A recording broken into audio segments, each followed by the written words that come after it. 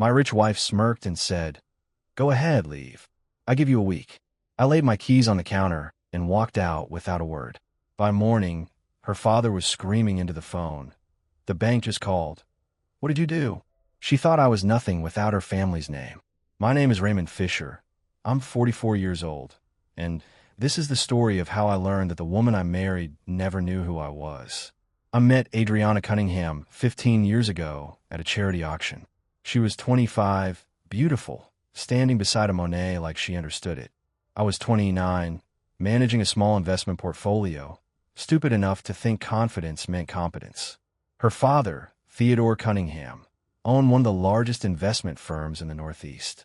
When we got engaged, he told me something I'll never forget. "Son, I need someone who understands numbers. Adriana has taste, but taste doesn't build empires." So I built it. For 14 years, I restructured Theodore's entire operation, created trusts, established protective mechanisms, turned a regional firm into a national powerhouse. I did it quietly, the way you do when you marry into old money. I let Adriana curate art collections, sit on gallery boards, take credit for philanthropic work I funded and structured. I told myself it didn't matter who got the applause, but it always matters. That night, we were in the penthouse overlooking Boston. Adriana had returned from some gala, barefoot on marble, wine glass dangling like a prop. I was reviewing trust documents at the kitchen island. "Still playing with spreadsheets?" she said, bored. "These spreadsheets pay for that wine," I replied. She laughed. "Not with me. At me. Raymond, sweetheart, everything here is mine. The wine, the view, the air you breathe. My father built this." Something cold settled in my chest. "Your father built the name," I said carefully. "I built the structure keeping it standing." "Go ahead then," she said, smirking. "Leave. I give you a week without me. You'll come crawling back when you realize you're nothing without this family." I stared at her. She actually believed it. Believed I was decorative, useful, but replaceable. I reached into my pocket, pulled out my keys. Penthouse. Car. Private elevator. I set them on the marble counter, one by one. "What are you doing?" Adriana asked. "You said leave," I said quietly. "So I'm leaving." I grabbed my coat and walked to the door. "Fine. Go," she called after me. "Jeff will change the locks in the morning anyway." I didn't respond. The door closed with a soft click. I took the stairs 42 floors down because I needed time to think. By the lobby, my phone was out. I sent 3 messages to 3 attorneys. One word: execute. I got into a car I'd bought months ago under a corporate LLC she didn't know existed. I didn't go to a hotel. I went to my office, the separate one, where I'd spent 2 years preparing for this. I sat at my desk and watched automated systems begin rerouting access across 17 accounts. Nothing illegal, just careful dismantling of a structure I'd built. By 3 a.m., Theodore's emergency credit line froze. By 4, Adriana's gallery fund flagged for review. By 5, the trust paying for the penthouse transferred control back to me. I leaned back and closed my eyes. Somewhere across the city, Adriana slept, thinking she'd won. By morning, everyone would know different. The sun hadn't fully risen when Theodore Cunningham's phone started ringing. I knew this because I programmed the alerts to cascade in a specific order, timed to maximize confusion. First the credit facility, then the operational accounts, then the trust protocols. Each one designed to send automated notifications to different departments, different people, different panic points. I was sitting in my office with black coffee watching the city wake up when my own phone buzzed. "Theodore." I let it ring through to voicemail. Then it rang again, and again. On the 4th call, I answered. "Raymond, what the hell is going on?" Theodore's voice was tight, controlled, but I could hear the edge underneath. "Good morning, Theodore," I said calmly. "Don't good morning me. I just got a call from First Harbor saying the backup credit line is frozen. They're saying there's a custodial authorization issue." "That's correct," I replied. Silence. "Then, explain." "I withdrew my custodial guarantees last night. The credit line was structured under my authorization as managing trustee. Without that authorization, the facility can't process new draws." "Raymond, this isn't funny. We have payroll clearing tomorrow." "Payroll will clear," I said. "Operational accounts are separate. but discretionary credit access has been suspended pending restructure. I could hear him breathing, trying to process. Why would you do this? Your daughter told me to leave. So I did. And when I left, I took my authorizations with me. You can't just, he started, then stopped. Because he knew. He knew exactly what I could do, because he'd signed the documents giving me that authority years ago when he needed someone he could trust to hold the keys. Before he could respond, I heard another voice in the background. Adriana. Shrill, confused. What do you mean the bank called? It's 7 in the morning, she was saying. Theodore's voice became muffled as he covered the phone, but I could still hear him. The bank just called. Your husband pulled his guarantees. What does that even mean? Adriana demanded. Theodore came back on the line. Raymond, where are you? Does it matter? We need to talk. In person. Today. I don't think so, I said. I gave Adriana what she wanted. Space. A week, I believe she said. Let's see how the week goes. Raymond, listen to me. I hung up. 30 seconds later, my phone rang again. This time it was Adriana. I almost didn't answer, but curiosity got the better of me. What did you do? She hissed immediately. Good morning, Adriana, I said pleasantly. Don't play games with me. My father just said you froze accounts. What accounts? What are you talking about? I didn't freeze anything, I corrected. I simply removed my authorizations from the systems I built. Turns out when you tell the architect to leave, the building gets a little unstable. You're insane, she spat. No, I'm precise. There's a difference. Raymond, I swear if you think this is going to make me beg you to come back. I don't want you to beg, I interrupted. I want you to understand something you've never bothered to learn. Everything you thought was yours. I built it. The trust structures, the credit facilities, the investment protocols, all of it runs on systems I designed with my name as the failsafe. And last night, I pulled that failsafe. You can't do this. Her voice was rising now, panic bleeding through the anger. I already did. Enjoy your week, Adriana. I ended the call and powered off my phone. Outside my window, Boston was coming alive, people heading to work, living their normal lives. Somewhere across the city, in a penthouse that no longer recognized her codes, my wife was beginning to realize she'd made a terrible miscalculation, and her father was scrambling to figure out just how bad the damage really was. By noon, Adriana's world had narrowed to a series of declined transactions and unanswered calls. She sat in the penthouse living room, laptop open, staring at error messages she didn't understand. Her personal assistant had stopped responding. Her stylist canceled their appointment. Even her car service said her account needed updating. That's when her best friend, Monica, showed up unannounced. Monica had been Adriana's roommate at Yale, her maid of honor, the person she called after every gallery opening and charity gala. They'd shared everything for 20 years. Or so Adriana thought. I heard, Monica said, settling onto the white leather sofa without waiting for an invitation. Heard what? Adriana snapped, not looking up from her laptop. That Raymond left. That things are falling apart. Adriana's head jerked up. How did you? He told me. Monica said simply. The room went cold. What do you mean he told you? Adriana's voice was dangerously quiet. Monica pulled out her phone, scrolled, then turned the screen toward Adriana. Text messages. Dozens of them. Between Monica and Raymond. Dating back months. Before you lose it, Monica said calmly. It's not what you think. We weren't having an affair. Raymond reached out to me 6 months ago because he was worried about you.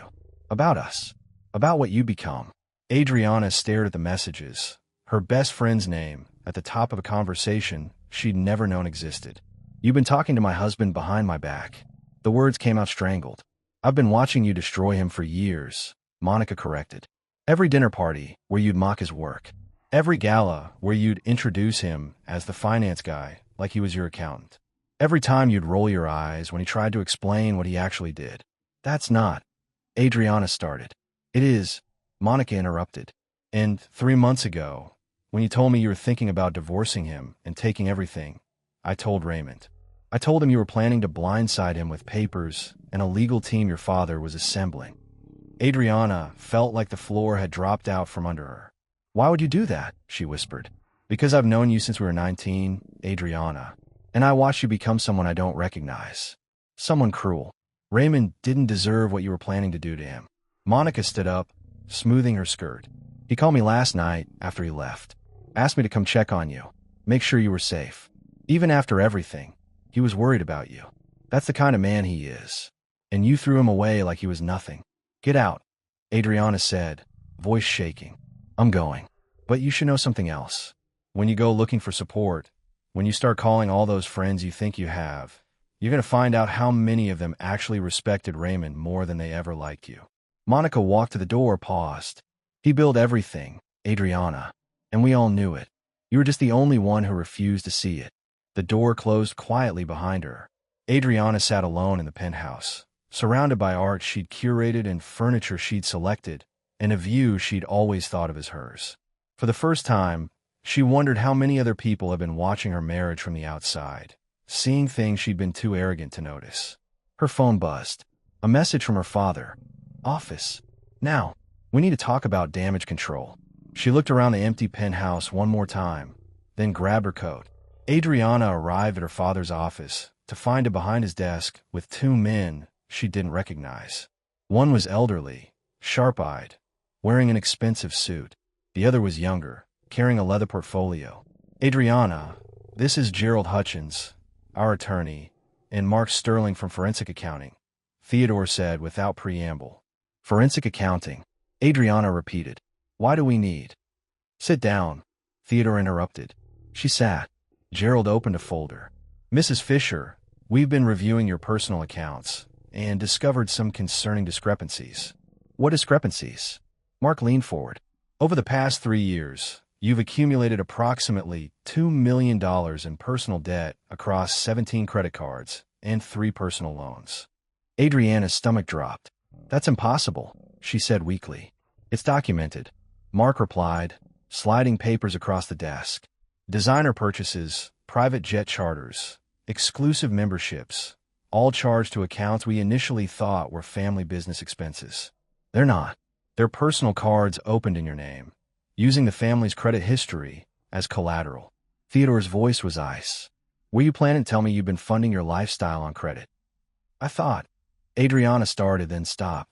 She thought the money would always be there. Thought someone else was paying attention. Thought Raymond was handling it. Your husband wasn't paying these cards, Gerald said flatly. He separated his finances from yours 2 years ago. We found the documentation this morning. He's been covering his own expenses and contributing to shared household costs. But your personal spending? That's been all you.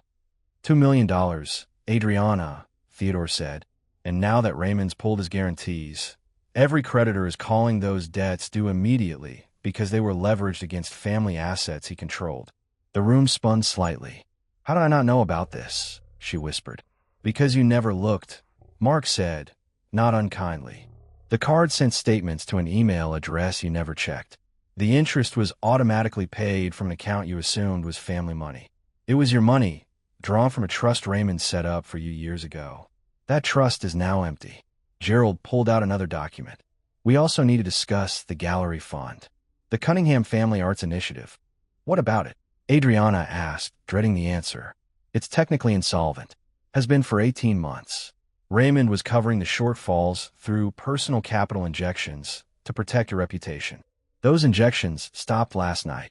Theodore stood up and walked to the window, hands clasped behind his back. The gallery's board of directors met this morning, he said quietly. They voted to remove you as director pending financial review. The news will be public by tomorrow. Adriana felt tears building, but refused to let them fall. This can't be happening. It's already happened, Theodore said, turning to face her. And we have 48 hours to figure out damage control before the press gets hold of this story. The daughter of Theodore Cunningham removed from her own charity for financial mismanagement. Do you understand what that does to our reputation? I didn't mismanage anything. Adriana protested. You just what? Theodore's voice finally rose. You just spent money you didn't have. You just assumed someone else would clean up your mess. You just mocked the one man who was holding everything together while you played curator. The silence that followed was deafening. Finally, Gerald spoke. We need to locate Raymond and negotiate. If he's willing to restore certain authorizations, we might contain this before it becomes catastrophic. He won't, Adriana said hollowly. I know him. Once he makes a decision, he doesn't reverse it. Theodore looked at his daughter with something that might have been disappointment or might have been recognition. Then we'd better figure out how to survive without him, he said. Because right now we're drowning.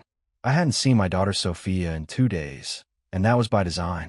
Not my design, Adriana's. She'd been keeping Sophia close, feeding her a version of events where I was the villain who abandoned the family. But teenagers aren't stupid, and Sophia was sharper than most. When she finally called me Thursday afternoon, her voice was strained. Dad, can we meet? Just us. Of course. Where? The bookstore on Newberry Street, the one we used to go to.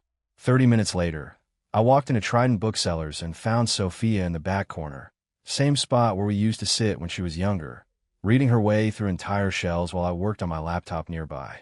She looked exhausted, dark circles under her eyes, wearing her school uniform like she'd come straight from class. I sat down across from her. Hey, sweetheart. Mom says you're trying to destroy us, she said immediately, no preamble. That you've frozen all the accounts, and we're going to lose everything. She's been crying for 2 days. I took a breath. What do you think is happening? Sophia's jaw tightened. I think you and Mom had a fight, and you left. But I don't understand why the bank accounts matter. Why can't you just unfreeze them, and we can figure this out? Because they're not frozen, Sophia. I removed my authorizations from accounts I built and managed. Your mom is realizing that a lot of what she thought was hers was actually structured under my name for legal and tax purposes. So you did do this on purpose, she said, accusation in her voice. Yes, I said simply. I did. Your mother told me to leave. She said I'd come crawling back in a week when I realized I was nothing without the Cunningham name. So I left, and I took with me what was actually mine, the infrastructure, the authorizations, the systems that kept everything running. Sophia stared at me. That's cold, Dad. It's honest. I corrected. Sophia, I need to tell you something, and it's going to be hard to hear. Your mother was planning to divorce me 6 months ago. She was working with attorneys to structure it, so I'd leave with nothing, claiming I contributed nothing to the family wealth. Her eyes widened. What? Monica told me. Your mom's best friend. She came to me because she knew what your mother was planning wasn't right. I didn't want to believe it at first, but I started paying attention. Started documenting things. And 3 months ago, I found the emails between your mother and the law firm. Sophia looked like she might cry, but was fighting it. Why didn't you tell me? Because you're 17. You shouldn't have to choose sides in your parents' marriage. But now that it's public, now that your mother is painting me as a villain, you deserve to know the truth. Does Grandpa Theodore know? He suspected. He told your mother it was a bad idea, but she didn't listen. Sophia was quiet for a long moment, processing. Then, what about Caleb? My chest tightened. Caleb, my 23-year-old son from a relationship before I met Adriana. A relationship I've been honest about from the beginning, but Adriana had never accepted him, never allowed him in our home, never acknowledged him as part of our family. What about him? I asked carefully. Mom said you're probably with him now, that you chose your other family over us. Is that true? I felt anger rising but kept my voice level. Caleb is my son, Sophia. He's your half-brother. I've always wanted you two to have a relationship, but your mother wouldn't allow it. She made it clear that if I wanted to be part of your life, Caleb couldn't be part of mine. So I saw him separately, quietly, because I refused to abandon either of my children. Tears finally spilled down Sophia's cheeks. I have a brother, and you never told me. I tried to tell you, sweetheart, multiple times, but your mother would shut it down, and I didn't want to put you in the middle of a fight. I was wrong. I should have fought harder for you two to know each other. I want to meet him, Sophia said suddenly. I want to meet Caleb. Are you sure? Yes. If he's my brother, I should know him. And if Mom kept that from me, then maybe she's kept other things from me too. I pulled out my phone and texted Caleb. Are you free for dinner tonight? Someone wants to meet you. His response came immediately. Oh, your sister. 3 dots then. Seriously? Seriously.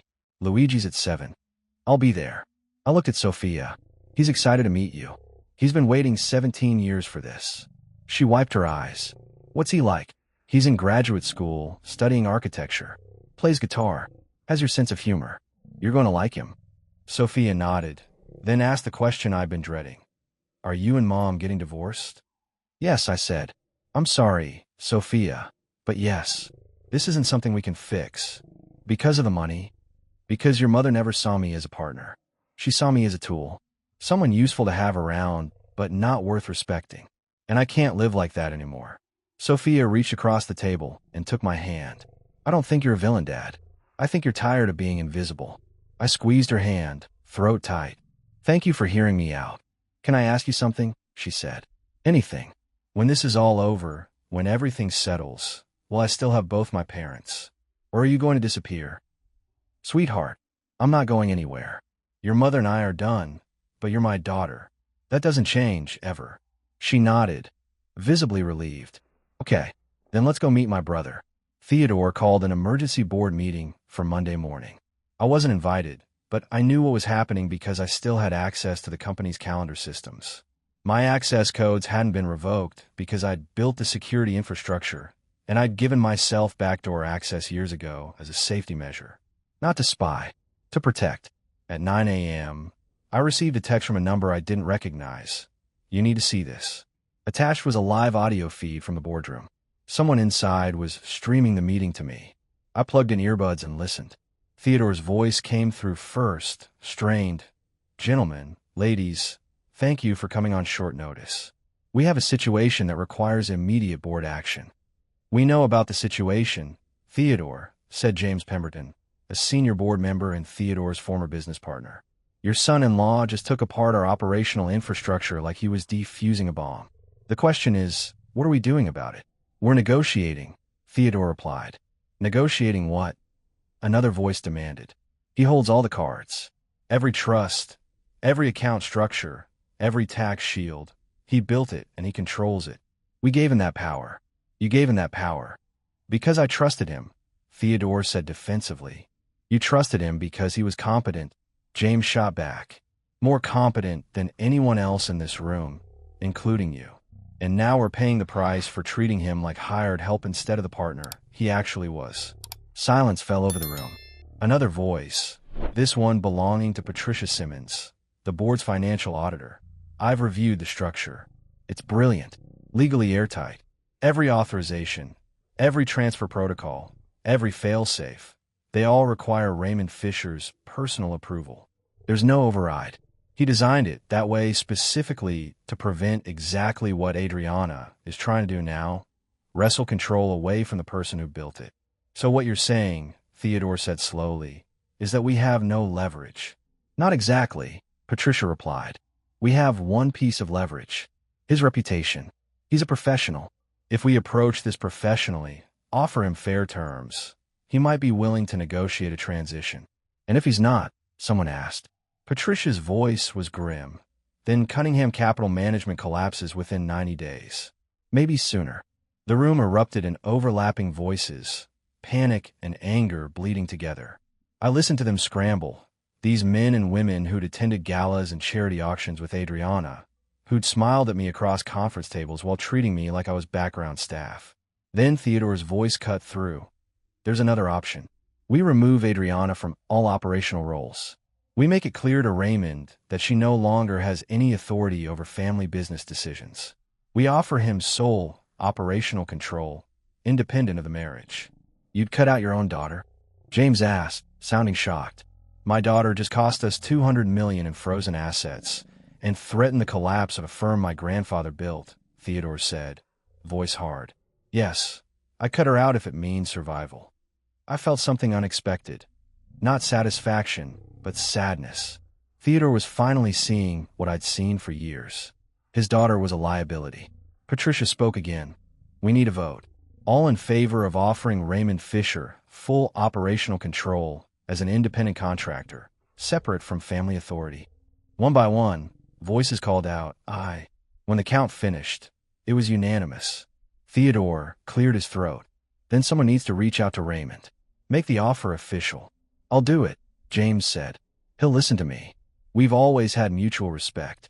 Make it clear, Theodore added, that this isn't charity. This is recognition. Here in this position. We should have given it to him years ago. The meeting adjourned. I sat in my office, earbuds still in, staring at nothing. My phone rang. James Pemberton. I answered. Hello, James. Raymond. I assume you've been listening. No point in lying. Yes. Good. Then you know what we're offering. Full operational control, board seat, equity position, compensation package that reflects your actual value. Your marriage to Adriana becomes irrelevant to your role in the company. What about Adriana? I asked. She's being removed from all decision-making positions. She'll retain her trust fund, her shares, but no operational authority. The board was unanimous. I'll let that sink in. Her father agreed to this. Her father proposed it. Raymond, Theodore knows he made a mistake. He chose loyalty to blood over loyalty to competence, and it nearly destroyed everything. He's not making that mistake twice. I'll think about it, I said. Don't think too long. We have 72 hours before credit agencies start downgrading us. He hung up. I sat there, holding the phone, feeling the weight of a decision that would define everything going forward. 3 days after the board meeting, I received a package at my office. No return address, just a plain manila envelope with my name typed on the label. Inside was a USB drive and a handwritten note. You deserve to know the truth. A friend. I plugged the drive into my laptop. It contained a PDF report, professionally formatted, dated over the past 6 months. The header read, Financial and Personal Activity Report. Subject, Adriana Cunningham Fisher. Someone had hired a private investigator to follow my wife. I scrolled through pages of photographs, bank statements, credit card receipts, text messages. My stomach turned as the picture became clear. Adriana hadn't just been spending recklessly. She'd been living a completely separate life I knew nothing about. The photos showed her at restaurants I'd never been to, with people I'd never met. Expensive lunches charged to cards I didn't know existed. Hotel rooms in Boston booked under her maiden name. And then there were the text messages, extracted from phone records, conversations with someone named D, that made my blood run cold. Ray suspects nothing. He's too busy with his spreadsheets to notice I have a life. When are you leaving him? You've been saying that for months. Soon. My attorney says we need to wait until after the fiscal year closes.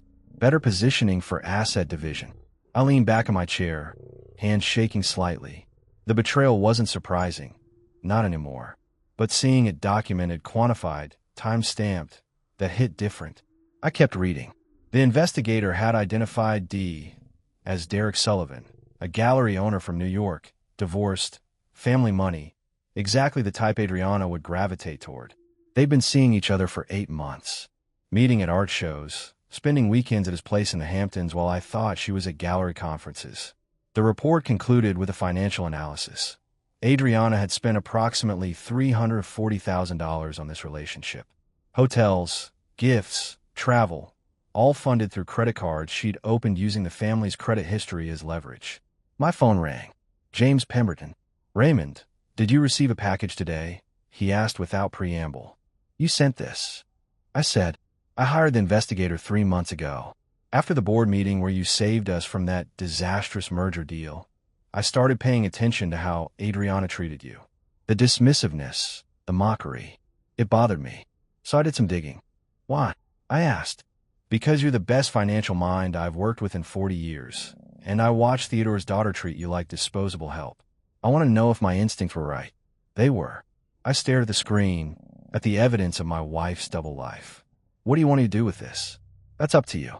But Raymond, if you negotiate with the board, if you come back to Cunningham Capital, you need to do it from a position of absolute strength. That report gives you leverage. Adriana was planning to divorce you and paint you as a gold digger. Now you can prove she was the one exploiting the family's resources. This will destroy her reputation, I said. She was willing to destroy yours. James replied. I'm not telling you to use it. I'm telling you to have it, just in case she decides to get ugly. After he hung up, I sat alone with the evidence. Part of me wanted to send it to Theodore, to show him exactly who his daughter was.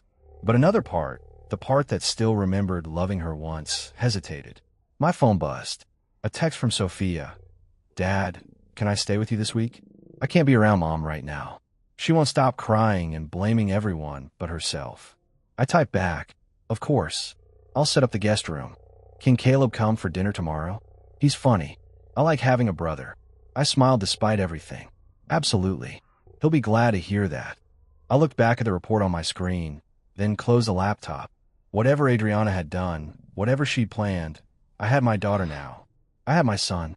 I had the respect of the board and a future that didn't depend on her family's name. The truth was documented, secured, ready if I needed it. But right now, I had a guest room to prepare for my daughter. Adriana showed up at my office unannounced Thursday afternoon. My assistant tried to stop her, but she pushed past, bursting through my door like a storm. "We need to talk," she demanded. I looked up from my computer. "You should have called first." "I tried. You blocked my number." "I blocked your personal number. Your attorney has my attorney's contact information. That's how we communicate now." She closed the door behind her, leaned against it. She looked thinner, makeup not quite covering the exhaustion. "Raymond, please. Can we just talk like human beings for 5 minutes?" I gestured to the chair across from my desk. 5 minutes. She sat, clutching her purse like a lifeline. "I know you're angry. I know I said things I shouldn't have. But this, what you're doing, it's destroying everything." "I'm not doing anything," I said calmly. "I removed my authorizations from systems I built. That's all. That's not all, and you know it. My father's company is hemorrhaging money. The board is in chaos. My reputation is ruined. Your reputation is ruined because you spent $2 million you didn't have and got removed from the gallery board for financial mismanagement. I didn't do that. You did." Her face flushed. "I made mistakes. I admit that. But we can fix this. We can go to counseling, work through our issues." "Adriana," I interrupted. "I know about Derek." She froze. "I know about the hotels, the trips to the Hamptons, the $340,000 you spent on him over 8 months. I have bank statements, photos, text messages. All of it." The color drained from her face. "How did you?" "It doesn't matter how.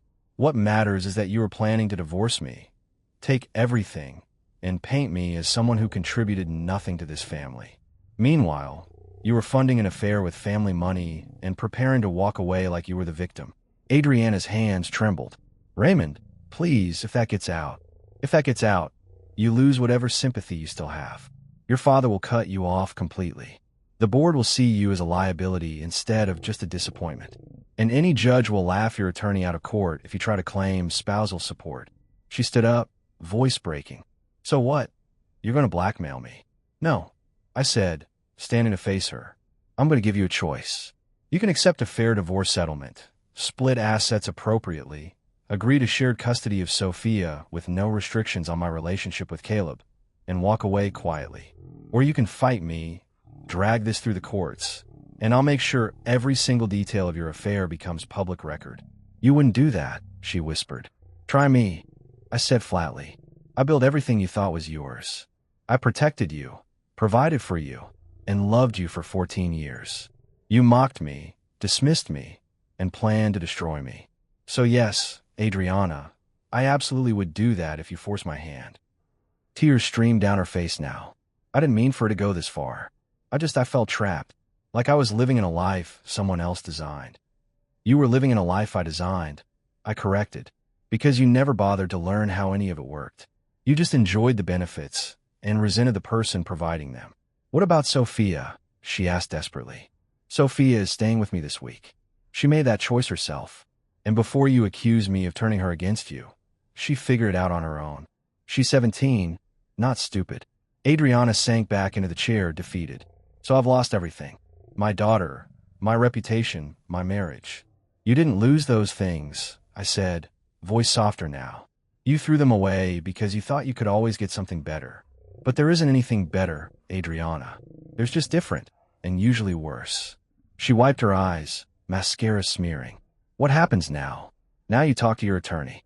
You accept the settlement terms Catherine is drafting. You co-parent Sophia with dignity and respect.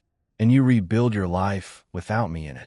And if I don't, then we go to war, and I promise you, you will lose. I don't want to do that. Despite everything, I don't want to humiliate you publicly. But I will protect myself and my children. That's non-negotiable." Adriana stood slowly, gathering her purse. At the door, she paused. "I'm sorry, Raymond. For what it's worth, I really am sorry." "I believe you," I said. "But sorry doesn't undo the damage. It just means you finally understand what you did." She left without another word. I watched through my window as she walked to her car, shoulders slumped, looking smaller somehow than she had when she arrived. My phone buzzed. A text from Theodore. "Can we meet?" I want to make you an offer you can't refuse. I smiled slightly and typed back. Tomorrow morning, 9 a.m. Your office. The war was ending. Now came the rebuilding. The mediation took place in a neutral conference room downtown, lawyers on both sides, a professional mediator named Dr. Ellen Cortez presiding. Adriana sat across from me, her attorney Roger beside her, both looking like they'd prepared for battle. Let's begin, Dr. Cortez said. Mr. Fisher, your attorney has submitted settlement terms. Would you like to summarize? Catherine spoke. My client proposes a clean division. Mrs. Fisher receives her trust fund, which remains intact at approximately $8 million. She keeps the art collection she personally curated, valued at $2 million. Mr. Fisher retains his equity stake in Cunningham Capital, his personal accounts, and his separate business holdings. That's completely unacceptable, Roger interrupted. Mrs. Fisher contributed 14 years to this marriage. Mrs. Fisher contributed 14 years of spending. Catherine cut him off. We have documentation showing she accumulated $2 million in personal debt and spent an additional $340,000 on an extramarital affair. My client subsidized her lifestyle while she actively planned to divorce him and take everything. Adriana's face went white. Roger leaned over, whispered urgently to her. We also propose, Catherine continued, joint custody of Sophia with no restrictions on Mr. Fisher's relationship with his son Caleb. Mrs. Fisher attempted to exclude Caleb from family gatherings for years. That ends now. Sophia should decide where she wants to live. I added, not us. She's 17, smart enough to make that choice herself. Dr. Cortez looked at Adriana. Mrs. Fisher, do you wish to respond? Adriana's voice was barely above a whisper. What about the penthouse? The penthouse is owned by a trust fund managed, I said. You can remain there for 6 months while you find alternative housing. After that, it will be sold or reassigned. 6 months, she said, looking panicked. That's generous, considering you told me to leave with nothing. I replied calmly. Roger cleared his throat. My client would like to discuss the affair allegations privately. No, I said firmly. Everything gets discussed here, on record, or it goes to court and becomes public record anyway. Your choice. Adriana closed her eyes. How did you find out about Derek? Someone who cared enough to show me the truth, I said. Unlike the people you thought were your friends. Does my father know? She asked. Not yet. But he will if this doesn't settle today. She looked at Roger, then back at me. What do you want from me, Raymond? I want you to accept responsibility. Sign the papers. Let Sophia make her own choices. And let me move forward without you trying to destroy me out of spite. And if I do that, you won't tell my father about Derek. If you settle fairly, what you did stays between us. I'm not interested in revenge, Adriana. I just want out. She sat there for a long moment, then nodded slowly. Okay, I'll sign. Roger started to protest, but she held up her hand. No, he's right. I made this mess. I'll accept the consequences. 2 hours later, the papers were signed. Adriana left without looking at me. Catherine packed up her briefcase, satisfied. That went better than expected, she said. She knows she's beaten, I replied. And somewhere under all that entitlement, she knows she deserved it. I walked out into the Boston evening, lighter somehow. 14 years had ended with signatures on paper. No drama, no theatrics, just the quiet ending of something that had been dying for years. My phone buzzed. Sophia, is it done? It's done. Good. Caleb and I are making dinner at your place. Get here soon. I smiled and headed home. 8 months later, I stood in the executive boardroom of Cunningham Capital Management as the newly appointed chief operating officer. Theodore sat at the head of the table, but the real power had shifted. The board knew it. Theodore knew it. And I'd earned it. Gentlemen, ladies, Theodore began, I'm pleased to announce that our Q3 numbers exceed projections by 18%. Our restructuring under Raymond's leadership has positioned us for the strongest fiscal year in company history. Applause around the table. I nodded acknowledgement, but didn't smile. This wasn't about validation. This was about building something sustainable. After the meeting, James Pemberton pulled me aside. There's someone here to see you. Says it's important. I walked to my new office, corner view, twice the size of what I'd had before. Standing by the window was a woman I didn't recognize at first. Mid-30s, professional suit, warm smile. Mr. Fisher? I'm Dr. Caroline Reed. I'm a financial analyst. Recently moved to Boston. How can I help you, Dr. Reed? I asked. Actually, I was hoping we could discuss the philanthropic fund you established. The one for children's hospitals. I'd set up the fund 6 months ago, quietly, using my own money. I've been donating anonymously through Cunningham Capital for years. But now I wanted it formalized, transparent, real. What about it? I asked. I'd like to contribute, and I'd like to help you expand it. I've reviewed your structure, and it's brilliant. Most people talk about giving back. You actually designed a system that works. We talked for an hour. She was sharp, funny, unpretentious. When she left, she handed me her card. If you ever want to grab coffee and talk about something other than money, I'd like that. I looked at the card, then at her. I'd like that too.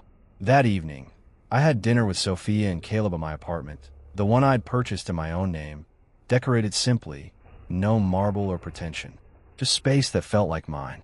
Dad, Kayla got accepted to the architecture program at MIT. Sophia announced proudly. That's incredible, I said, genuinely pleased. Congratulations. Thanks, Caleb said. And I want to tell you, I'm putting Fisher on all my applications now. Not hiding it anymore. My throat tightened. You never had to hide it. I know, but I wanted to. Now I want people to know whose son I am. Sophia raised her glass of soda. To family. The real kind. We clinked glasses. Later, after they left, I stood on my balcony overlooking the Charles River. Somewhere in this city, Adriana was rebuilding her life. I'd heard she'd moved to New York, closer to Derek, trying to start over. I hoped she'd find whatever she was looking for. My phone buzzed. A text from Dr. Caroline Reed. Coffee Saturday? There's a place in Cambridge I think you'd like. I typed back. Saturday works. Looking forward to it. I looked out at the lights reflecting off the water, thought about everything that had led to this moment. The mockery, the dismissal, the moment I'd laid those keys on the counter and walked away from everything I thought was permanent. Turned out, nothing was permanent except the things you built yourself. The foundation held, and on it, I was building something new, something real, something mine. 23 years of loyalty got me a pink slip and no coffee. 7 days later, $15 million hit my account. I drove home with Kate to tell my wife. Found her naked with my boss in our bed. They smiled like they'd won. Fools. I owned the ground they were standing on. My name is Donald Chambers. Don to everyone who knows me. I'm 51 years old, and until 3 weeks ago, I was lead infrastructure engineer at Cloud Sync Systems, one of the top cloud service providers in the Midwest. I built their entire back-end architecture, designed redundancy protocols that saved them millions in downtime. I knew every server, every node, every failsafe like they were my own children. Then came that Tuesday morning in October. I walked into the main conference room, thinking it was another strategy meeting. Instead, I found 3 executives sitting there with faces carved from stone. No coffee offered, no small talk. Just my boss, Gerald, and 2 HR representatives I'd only seen at company picnics. Gerald cleared his throat. Don, we're restructuring the engineering division. The company's moving to a more automated infrastructure model with offshore support. I remember the fluorescent lights humming above us, that flat corporate buzz that suddenly sounded deafening. After 23 years, I asked. My voice came out steady, which surprised me. We appreciate everything you've built here, one of the HR women said, sliding a folder across the table. Your severance package reflects that. I opened it. 3 months salary. For 23 years of my life, they were offering me 3 months. I didn't argue, didn't plead. I just stood up, walked out of that room, and drove home at 2 in the afternoon on a Tuesday, something I hadn't done since Wyatt was born 25 years ago. Janet's car was in the driveway when I pulled up. Our daughter Heather's wasn't. Thank God. She was probably at work, crunching numbers at Palmer Manufacturing, where she'd landed her first real accounting job right out of college. Funny how proud I'd been when she got that position. Philip Garrett himself had called to congratulate us, said he'd keep an eye on her career. Philip, our friend of 15 years. Philip, the CFO who played golf with me every other Saturday. I walked into our house in Bloomfield Hills, the one I'd mortgaged my soul to afford because Janet wanted the right neighborhood, the right schools, the right image. She was in the living room, wine glass in hand at 2:30 in the afternoon, scrolling through her tablet. Dawn. She looked up, startled. Why are you home? They let me go, I said flatly. She blinked once, twice, then took a sip of wine. Well, I guess that's that then. No hug, no concern, no are you okay? Just an acceptance, so casual it felt rehearsed. That's all you have to say? I asked. Janet set down her glass with deliberate care. Dawn, you've been coasting for years. Maybe this is the push you needed to actually do something with that old software you're always tinkering with in the garage. The dismissiveness in her voice hit harder than the firing had. I turned and walked to the garage without another word, pulled out the old storage bin I kept in the back corner, and lifted the lid. Inside sat 3 years' worth of architectural designs, code repositories on external drives, and documentation for a cloud management system I'd started building before CloudSync even existed. They'd rejected it back then, said it was too ambitious, too specialized. But sitting there in my garage, unemployed at 51, I realized something. The world had finally caught up to what I designed a decade ago, and nobody knew it existed except me. That night, Janet went out to dinner with colleagues from the office. She didn't invite me, didn't ask if I wanted company. She just left me, sitting in the house we'd shared for 26 years, alone with my thoughts, and a future that suddenly looked nothing like the past. I didn't know it then, but that was the last normal day of my old life. Everything after that Tuesday would be different. Some of it would be devastating. But most of it would be exactly the reckoning everyone who'd underestimated me deserved. The garage became my sanctuary. I'd wake up at 5 in the morning, make coffee strong enough to strip paint, and disappear into that cluttered space before Janet even stirred. She didn't ask what I was doing out there, didn't seem to care. She'd leave for Palmer Manufacturing around 7:30, come home after 6, and we'd orbit around each other like distant planets, cold and separate. 3 days after the firing, I had the prototype running on my old server stack. The system I designed back in 2014 was called CloudForge, a management platform that could automate infrastructure deployment across multiple cloud providers simultaneously. Back then, companies were still figuring out single cloud strategies. Now, every mid-sized business was drowning in multi-cloud complexity, paying consultants 6 figures to duct tape solutions together. My design solved that problem elegantly. It was modular, scalable, and built on architecture principles that were a decade ahead of their time. I'd written the core in my spare time, tested it on small networks, documented every line of code. CloudSync had reviewed it in 2015 and rejected it as too niche for current market needs. I spent 2 16-hour days modernizing the interface, updating the security protocols, and stress testing the deployment algorithms. By Friday, I had something that wasn't just functional, it was beautiful. That afternoon, I got a call from a number I barely recognized. The voice on the other end was rough, tired, desperate. Dawn Chambers? This is Trevor Dalton. We worked together at DataStream back in the 90s. Trevor. Yeah, I remembered him. Brilliant systems architect, terrible people skills. Left DataStream to start his own consulting firm. We'd lost touch around 2005. What can I do for you, Trevor? I asked, walking out to the driveway for better reception. I'm in trouble, Trevor said bluntly. Deep trouble. I took over a cloud integration firm 2 years ago. Promised clients we could deliver seamless multi-cloud management. We can't. Our back end is a disaster, held together with third-party services that hate each other. I've got 17 contracts about to walk, and if they do, I'm bankrupt by Christmas. I leaned against my truck, watching autumn leaves skitter across the driveway. Why are you calling me? Because 15 years ago, you showed me a prototype for something called CloudForge, Trevor said. You said it could manage deployments across AWS, Azure, and Google Cloud simultaneously. Everyone laughed at you, said nobody would ever need that. Dawn, everybody needs that now. Do you still have it?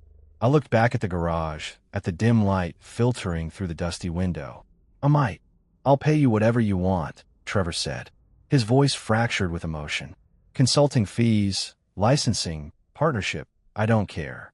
I just need something that works, and I need it yesterday. Send me your architecture documentation, I said calmly. Give me 48 hours. Dawn, I thank you. Seriously, thank you. I hung up and stood there for a moment, feeling something I hadn't felt since that Tuesday morning. Purpose. Direction. The sharp clarity that comes when you realize the thing everyone dismissed might be exactly what the world finally needs. Inside the house, Janet was on the phone, laughing about something. Through the window, I could see her pacing the kitchen, wine glass already in hand, though it wasn't even 5 o'clock. I didn't go inside. I went back to the garage, fired up my workstation, and got to work. Trevor's documentation arrived 20 minutes later. I opened it, compared it to my CloudForge architecture, and smiled. 85% compatibility. His $12 million problem was a puzzle piece missing from my decade-old design. All I had to do was fill in the gaps, and I just saved a dying company.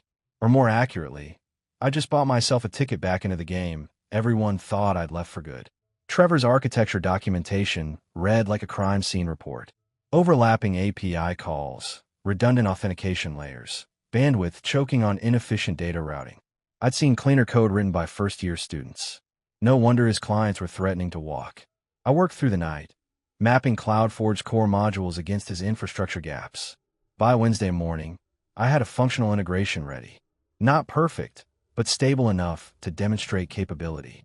I uploaded it to a secure sandbox environment and sent Trevor the access credentials. He called me 4 hours later. His voice sounded different, lighter, almost giddy. "Don, I just ran a live demo for Vanguard Logistics," Trevor said. I could hear him pacing, breathless with excitement. "They've been threatening to drop us for 6 months.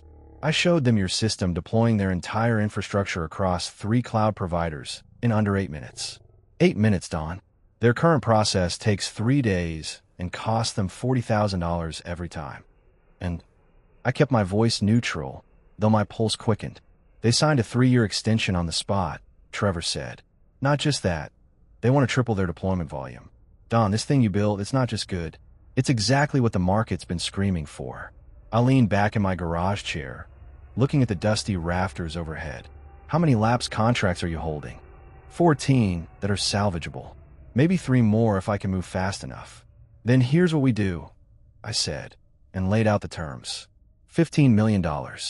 $5 million up front for exclusive licensing rights, $5 million in back-end royalties tied to client deployments, and $5 million in acquisition options if he hit quarterly performance targets. I'd retain ownership of the core IP and could license to non-competing markets. Trevor didn't hesitate. "Send me the contract." I drafted it myself that night, kept the language tight and clean. My old law school buddy Raymond Blackwell reviewed it the next morning, made 3 minor adjustments, and by Friday afternoon, we had signatures on digital paper. $5 million hit my new business account 72 hours later. 1 week. 7 days from unemployed and discarded to holding more money than I'd made in 23 years at CloudSync. I didn't tell Janet. She was busy anyway, working late every night that week. Thursday, she came home at 9:30, said she'd been helping Philip prepare for board presentations. Friday, she didn't come home until after 11. I was in the garage when I heard her car pull in, watched through the grimy window as she stepped out, checked her phone, and smiled at something on the screen. She looked younger somehow, lighter. Happy in a way I hadn't seen in years. That Saturday, I stopped at a bakery in Birmingham, bought an almond chocolate torte, her favorite since our dating days. Thought maybe I'd tell her about the deal, share something good after the nightmare of the past 2 weeks. It was a stupid impulse. Naive. But part of me still wanted to believe we were in this together. I'd learned soon enough how wrong I was. The house was quiet when I pulled into the driveway around 2 in the afternoon. Janet's Lexus was there, and so was Philip's BMW. That wasn't unusual. They'd worked together for years. Sometimes he stopped by to drop off documents or discuss strategy. But something felt off about it that day, a wrongness I couldn't name. I carried the bakery box inside, set it carefully on the kitchen counter. "Janet, you home?" Silence. Then a sound from upstairs, faint but distinct. Movement, and a low voice that definitely wasn't my wife's. My feet moved on autopilot, carrying me up the stairs while my brain tried to construct innocent explanations. They were reviewing financial reports, going over presentations, discussing Heather's career trajectory. The bedroom door was barely open, just a sliver of light cutting into the dim hallway. Through that gap, I saw enough. Janet was in our bed, sheet pulled across her chest, but not high enough to hide the obvious. Philip sat next to her, shirtless, his expensive watch catching the afternoon light. They were laughing about something intimate and easy, like they'd done this 100 times before. Philip saw me first. His face went through 3 expressions in rapid succession: satisfaction, recognition, panic. I pushed the door open all the way, stood there for 5 full seconds. Neither of them said anything. What could they say? Dawn, Janet started, pulling the sheet higher. I turned without a word, walked back downstairs with footsteps that made no sound on the hardwood. Behind me, I heard frantic rustling, Janet calling my name, but I kept moving. Grabbed the tour box off the counter, walked out the front door, got in my truck. Janet appeared on the porch in a robe, hair disheveled, face pale. Dawn, please, we need to talk about this. I looked at her through the truck window. This woman I'd been married to for 26 years. This stranger who just destroyed everything I thought I knew. There's nothing to talk about, I said calmly. Then I backed out of the driveway, leaving her standing there with whatever excuses she'd prepared. I drove to a storage facility in Pontiac, rented a unit, and started making calls. By evening, I had a short-term rental lined up in Royal Oak, a lawyer on retainer, and a forensic accountant scheduled for Monday morning. The torch sat on my truck's passenger seat the whole time, perfect and untouched. Around midnight, I threw it in a dumpster behind a gas station and headed to my new temporary home. 1 week ago, I'd lost everything. Now I'd gained $15 million and lost a marriage. But here's what Janet and Philip didn't understand yet. I wasn't the victim in this story. I was the engineer, and I just started building their destruction, one careful calculation at a time. The rental in Royal Oak was small but functional.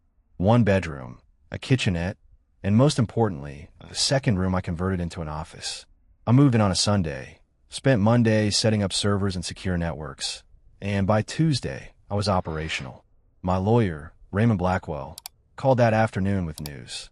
Dawn, I pulled the financial records like you asked. Your joint accounts, the house deed, investment portfolios. There are some interesting discrepancies. Talk to me, I said, opening my laptop. Janet increased your life insurance policy 8 months ago, Raymond said carefully. Bumped it from $500,000 to $3 million. She's the sole beneficiary. I stopped typing. I didn't authorize that. Your signature's on file with the insurance company. Digital authorization through your joint account portal. I'm sending you the timestamp data now. The email arrived seconds later. I opened the document, scanned the metadata. The authorization had been submitted at 2:15 on a Thursday afternoon in February. I checked my calendar from that date. I'd been in a 4-hour infrastructure review meeting at CloudSync. No access to personal accounts.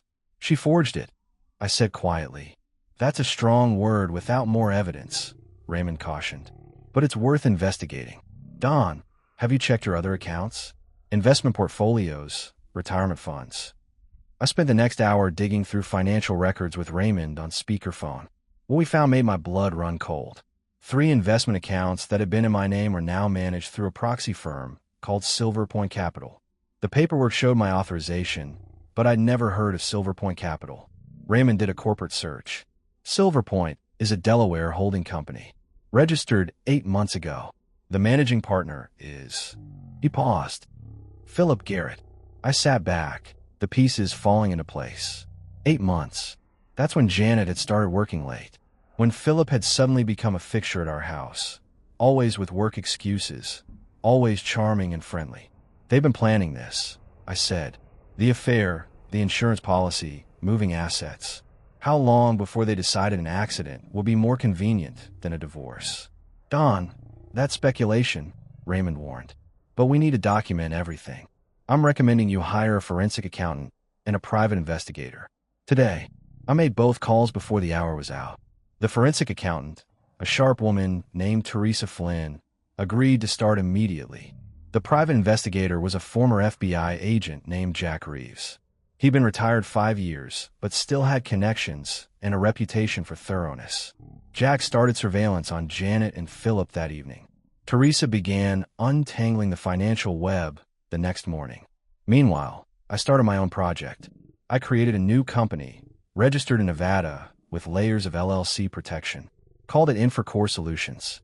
Quiet, unremarkable, impossible to trace back to me without serious digging. Then I started purchasing dormant technology companies that held expired patents in cloud infrastructure, patents that overlapped with systems Palmer Manufacturing used for their financial modeling software. The same software Philip had helped implement 3 years ago, back when I consulted on their IT infrastructure as a favor to Janet. By Friday, I owned 4 shell companies with legal claims to technology Philip's division relied on daily. I filed compliance requests with their vendors, triggered automatic reviews that would take weeks to resolve. Nothing dramatic, nothing obvious, just small cracks in the foundation, invisible until the weight above became too much to bear. Heather called on Saturday morning. I was in the office turn command center, reviewing surveillance reports Jack had sent overnight, when my phone lit up with her name. Dad. Her voice was tight, worried. Where are you? Mom said he moved out. I closed my laptop carefully. I'm in Royal Oak. Temporary place while I figure some things out. Because of the job? Heather asked. Dad, I'm so sorry. Philip told me what happened at Cloud Sync. He said the board made terrible decisions, and you deserve better. Philip told her. Of course he did. Playing the concerned family friend while sleeping with her mother. It's more complicated than that, sweetheart, I said, choosing words carefully. Did your mom tell you why I moved out? Silence.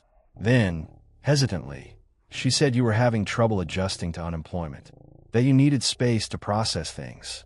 I laughed, a short, bitter sound. That's one version. Dad, what's going on? Heather's voice sharpened. You're scaring me. I wanted to tell her everything. Wanted to unload the whole sordid truth about her mother and Philip. But she worked under Philip's authority, saw him every day.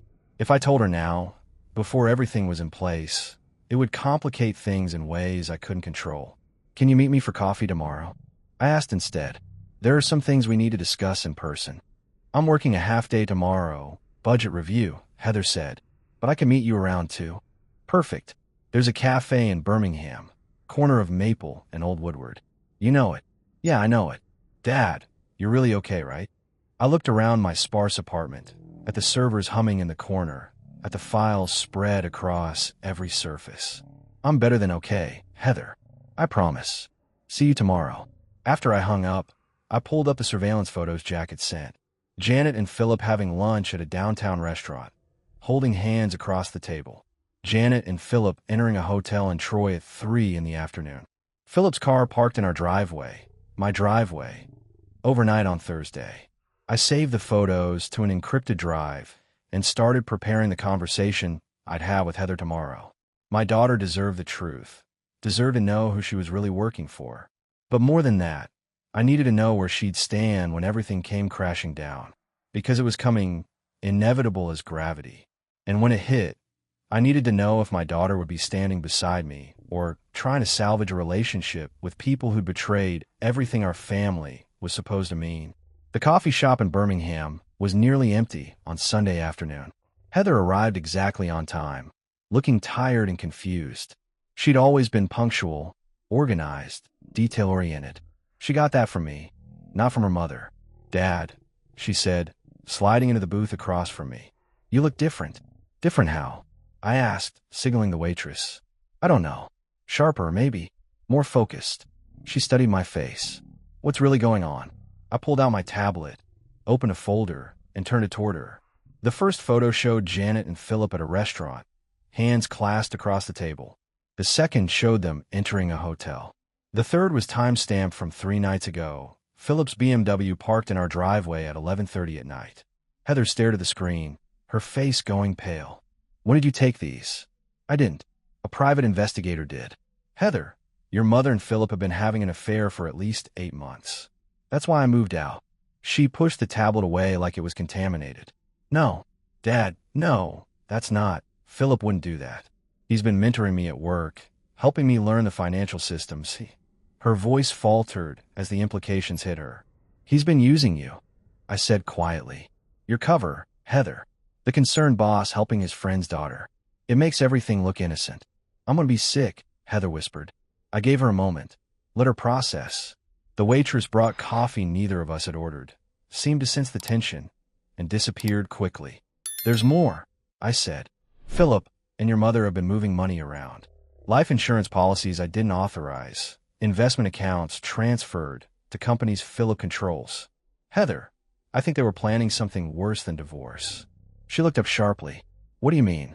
I mean a $3 million life insurance policy I supposedly signed for, except I was in meetings when the authorization went through. I mean investment portfolios suddenly managed by firms I've never heard of. I mean your mother asking detailed questions about my daily routines, where I drive, what roads I take home. Heather's hand trembled around her coffee cup. You think they were going to? She couldn't finish the sentence. I think they were keeping options open, I said carefully. But I documented everything, hired lawyers and accountants. They can't move now without me knowing. What do I do? Heather asked. I work for Philip. I see him every day. How do I just act normal? You don't have to do anything, I told her. In fact, it's better if you don't. Keep it to work. Keep being professional. Don't let them know you know. Can you do that? She nodded slowly. Dad, I'm so sorry. I had no idea. If I'd known. You weren't supposed to know. That's how these things work. I reached across the table, squeezed her hand. But Heather, I need to ask you something important. When this all comes out, when the legal action starts and everything becomes public, where will you stand? With you, she said immediately. Always with you, Dad. You're my father. Philip is just some guy I work for. She paused. I'm going to start looking for another job tomorrow. Good girl, I said. But Heather, be careful. Don't do anything sudden that might alert them. Take your time, be strategic. And if you see anything suspicious at work, documents being destroyed, files being moved, you tell me immediately. I will, she promised. After Heather left, I sat in that booth for another hour, watching through the window as autumn leaves scattered across the parking lot. My daughter was on my side. That was one piece in place. Now I just needed to talk to Wyatt in New Zealand and make sure both my children understood what was coming. Philip fell to first. Jack's surveillance reports showed him staying late at Palmer Manufacturing 3 nights in a row, reviewing documents, making phone calls that lasted well past midnight. On Wednesday, he had a heated argument with someone in the parking lot, gesturing angrily, clearly stressed. The compliance reviews I triggered were starting to bite. Palmer Manufacturing software vendors had flagged discrepancies in licensing agreements, systems that used architecture covered by patents my shell companies now owned. Nothing illegal yet, just questions that needed answers. Questions that required lawyers and audits, and time nobody wanted to spend. Janet noticed too. Jack caught her outside Philip's office on Thursday afternoon, their body language tense, worried. She'd stopped coming home to the house in Bloomfield Hills. According to property records I'd pulled, she was staying at Philip's condo in Troy. Good. That simplified things. Teresa Flynn, my forensic accountant, called Friday morning with an update. Don, I found something interesting in the Silver Point Capital documents. The company was established using seed money from Palmer Manufacturing's Executive Discretionary Fund. That's potentially a corporate governance violation if it wasn't properly disclosed. Can you document it? I asked. Already done. I've also traced 3 transfers from your joint accounts to Silver Point that Janet authorized without your knowledge. Those are prosecutable as fraud if you want to pursue it. Not yet, I said. Let's keep building the case.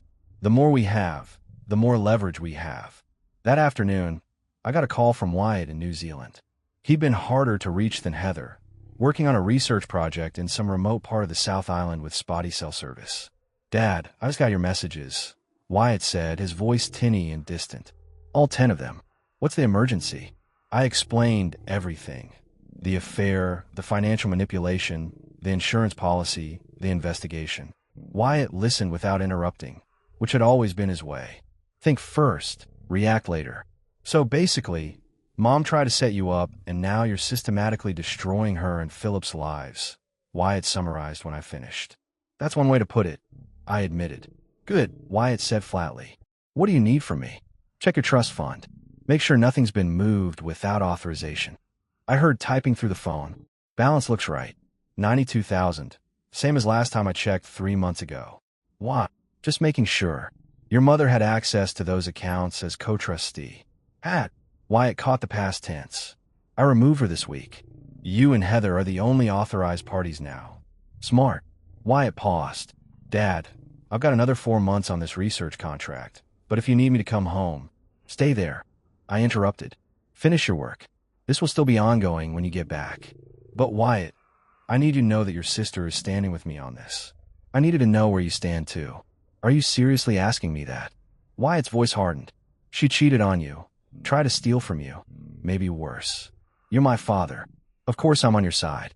Something in my chest loosened. Both my children, solid and certain. That's all I needed. Thanks, son. That means everything.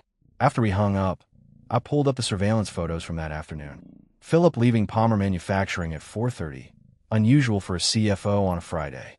Janet meeting him at a wine bar in Royal Oak, both of them looking strained.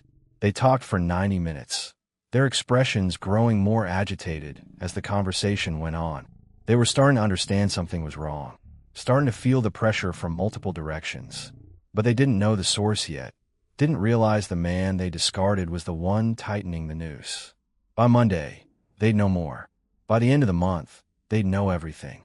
And by then, it would be far too late to stop what I'd set in motion.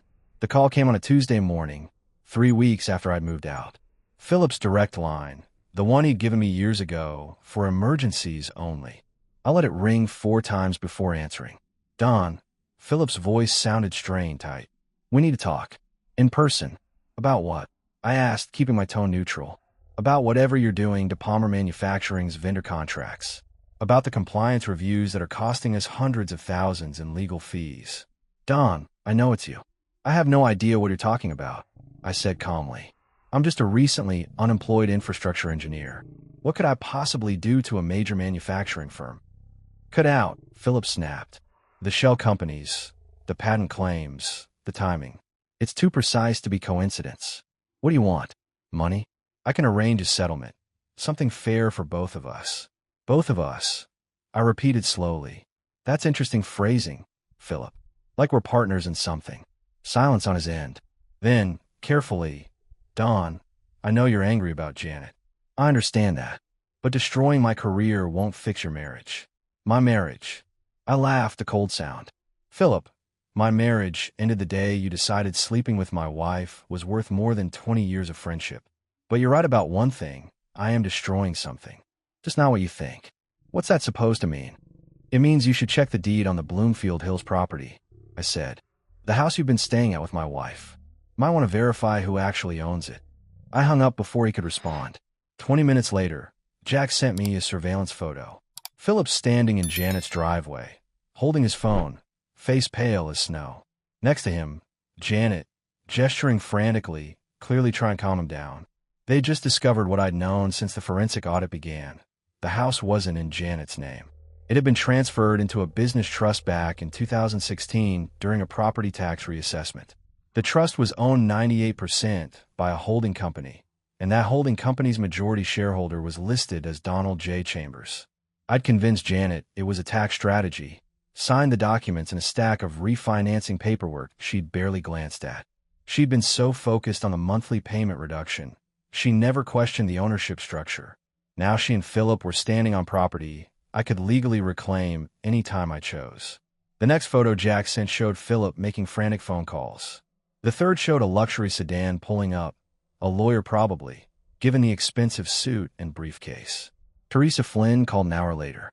Don, someone just tried to access the Silver Point Capital accounts. 3 failed login attempts from an IP address registered to Palmer Manufacturing. They're panicking. Good, I said. Let them panic. What's the status on the insurance policy investigation? State Insurance Fraud Division opened an official inquiry yesterday. The digital signature analysis came back inconclusive, which is their polite way of saying it's forged. They're requesting full documentation from Janet and the insurance company. Timeline, I asked. 2 to 4 weeks for preliminary findings. If they determine fraud, criminal charges could follow. That afternoon, Heather called, her voice shaking. Dad, Philip just fired me. No warning, no explanation. He called me into his office and said my position was being eliminated effective immediately. Security escorted me out like I'd stolen something. Did he give any reason? I asked, though I already knew the answer. He said the company was restructuring the accounting department. But Dad, I saw the look in his eyes. He knows I know something. He was scared. Pack up anything from your apartment that matters. I told her. I'm wiring you 3 months' salary tonight. Consider it severance from me, not him. And Heather? This is about to get much worse before it gets better. Are you still with me? Always, she said without hesitation. That evening, I drove to Bloomfield Hills. Pulled up to the house at 7 o'clock, when I knew they'd both be there. Janet's car was in the driveway, and so was Philip's BMW. I didn't knock. Used my key, walked right in like I owned the place. Because legally I did.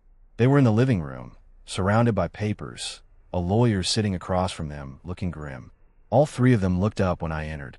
"Don," Janet started, her voice pleading. "We need to talk about the house. There's been some confusion about..." "No confusion," I interrupted. "The house is mine. Always has been. You've just been living in it courtesy of my generosity." I turned to Philip. "And you've been sleeping in another man's bed, in another man's house, with another man's wife. How does that feel, Philip? Knowing you never had anything of your own?" Philip stood up, his face flushing. "You can't just throw us out. There are laws, procedures." "Oh, I'm not throwing you out tonight," I said calmly. "That would be too easy.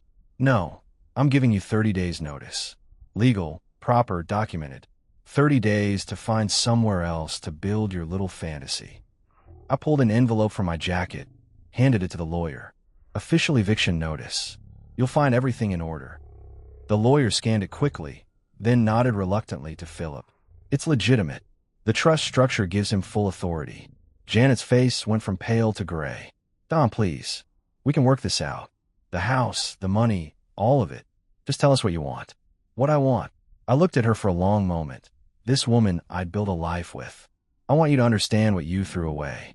I want you to realize that while you were playing house with Philip, I was building an empire. I want you both to know that every move you made, I saw it coming. And I want you to live with the consequences." I walked out, leaving them in the ruins of their borrowed life. Behind me, I heard Philip's voice, rising in panic. "Oh my God, it's all gone. The accounts, the assets, everything. He's taken everything." I smiled as I got in my truck. "Not quite everything, Philip. Not yet. But soon." For months past, the house in Bloomfield Hills sold for $2.3 million, well above market value. I didn't keep it. Too many bad memories buried in those walls. I bought a smaller place in Northville instead, modern and clean, with a dedicated workshop where I could build things that mattered. CloudForge expanded beyond anything I'd imagined. Trevor's company landed 6 more major contracts, and my back-end royalties were generating $200,000 a month. I'd licensed the technology to 3 other firms, all non-competing markets, each one desperate for the infrastructure solution I designed a decade too early. Infracore Solutions, my shell company, absorbed 2 more dormant tech firms and became a legitimate player in the cloud architecture space. I hired a small team, mostly young engineers hungry to prove themselves, and we started developing next-generation protocols that made CloudForge look like basic arithmetic. Philip wasn't so fortunate. Palmer Manufacturing's board launched a full investigation after the compliance reviews uncovered licensing irregularities. They discovered the Silver Point Capital connection, the unauthorized use of corporate funds, and the conflict of interest with Janet. Philip was terminated in September. No severance, no references, just a quick exit and a non-disclosure agreement that kept the details quiet to protect the company's reputation. He tried to fight it, hired an expensive law firm, but the documentation Teresa and I had assembled was bulletproof. By October, he'd settled into a junior financial analyst position at a mid-tier consulting firm in Ohio. Quite a step down from CFO. Janet fared slightly better, but not much. She kept her position at Palmer Manufacturing briefly, but the whispers followed her everywhere. The woman who destroyed a CFO's career for an affair. The wife who'd betrayed a loyal husband. In corporate environments, reputation is currency, and hers was worthless. She resigned in November, citing personal reasons. Last I heard, she was working part-time at a small accounting firm in Ferndale. The insurance fraud investigation concluded with a finding of insufficient evidence to prosecute, but the policy was voided, and Janet was blacklisted by every major insurance carrier. The $3 million she'd counted on evaporated like morning fog. The divorce was finalized on a cold day in December. No alimony, given the infidelity documentation. Asset split was 65/35 in my favor, reflecting the hidden accounts and fraudulent transfers. Janet walked away with her retirement account, her car, and about $300,000. I walked away with everything else. Heather found a better position at a tech startup in Ann Arbor, heading their financial operations department. She and I had dinner every Sunday, rebuilding the relationship that Janet's betrayal had fractured. Wyatt came home for Christmas, brought his girlfriend from New Zealand. We spent the holiday in my new house, just the three of us and her, cooking dinner and watching old movies. No drama, no tension, just family. On New Year's Eve, I stood in my workshop, looking at the server racks humming quietly in the corner. CloudForge's heartbeat, steady and strong. I thought about that Tuesday in October when they'd fired me, when Janet had barely looked up from her wine, when I'd felt like my life was ending. They'd meant to break me. Instead, they'd freed me. My phone buzzed with a text from Trevor. "Happy New Year, partner. Q4 numbers just came in. We cleared $18 million in revenue. Your royalty check is in the mail." I smiled, typed back a quick thanks, and poured myself a bourbon.